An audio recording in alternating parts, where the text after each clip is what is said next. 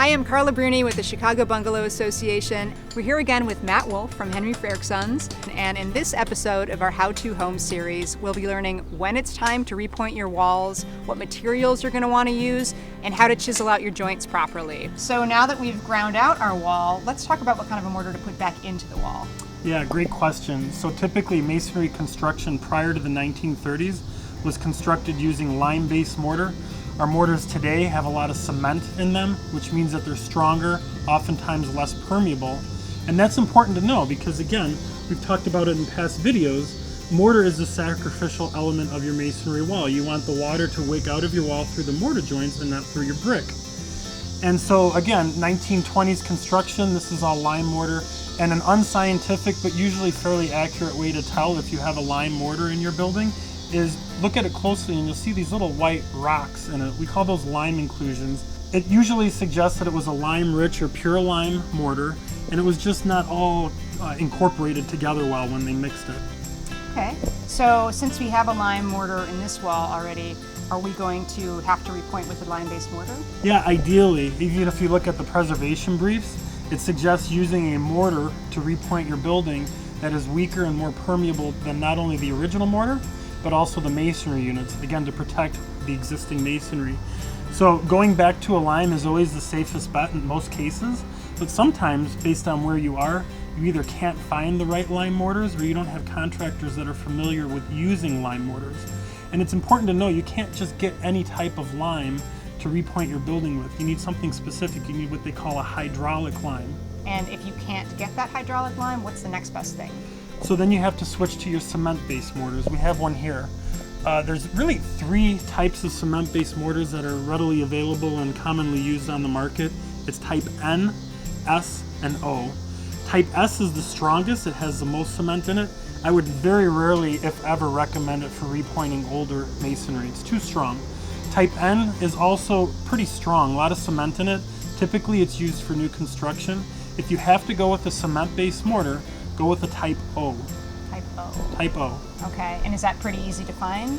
It's becoming more and more popular. Yeah, you're seeing more and more specifications from architects requesting type O's instead of type N's. We're getting used to recognizing the issue with using harder mortars for masonry, especially when you have soft units like, say, sandstone, or in this case, Chicago common brick. Very soft brick, very porous. You want to use something soft to protect it. Sounds good. Once you figure out the type of the mortar, I know I've certainly seen a lot of repointing jobs where a much darker mortar is put in instead of what originally would have probably been a much lighter color. How do you go about matching the mortar? Yeah, that's the fun part. So up to now, we've been talking about the mechanics of repointing our buildings, but there's certainly an artistry to having a good repointing project, right? And that's embodied in the skills of your mason, which is why it's important to have your mason do mock-up sections to make sure that he understands the skills and what it takes to have a properly matched mortar.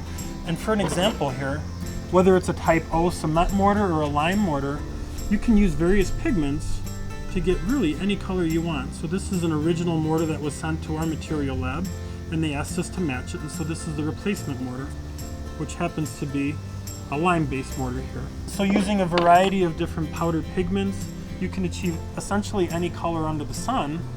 And then also in the way you apply that mortar, you can see in this area you might want to do a spot point. These joints are in pretty good shape, so maybe you just want to address some of the bad areas.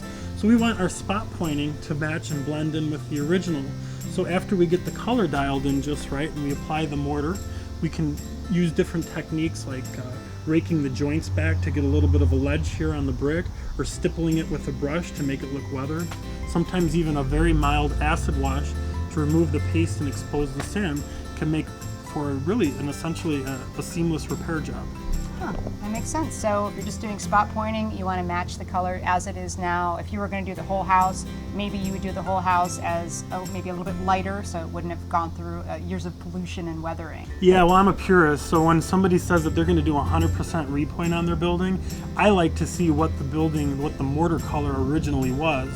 So what we ask for is when they send us a sample of the mortar, we'll actually break it in half and look at the inside color to determine the true color, and that's what we'll match to. Got it. Okay, well in our next video, we're actually going to be mixing a lime mortar and repointing our wall finally. Thank you so much for all of your time today, Matt. I really appreciate it. We'll also be back in our next episode with Matt from Guernica Restoration. Thanks. Thank you. Now that we've covered how to remove the old mortar and choose a new mortar, come back for the next and final part of our series where we'll show you how to properly mix and repoint your vintage masonry.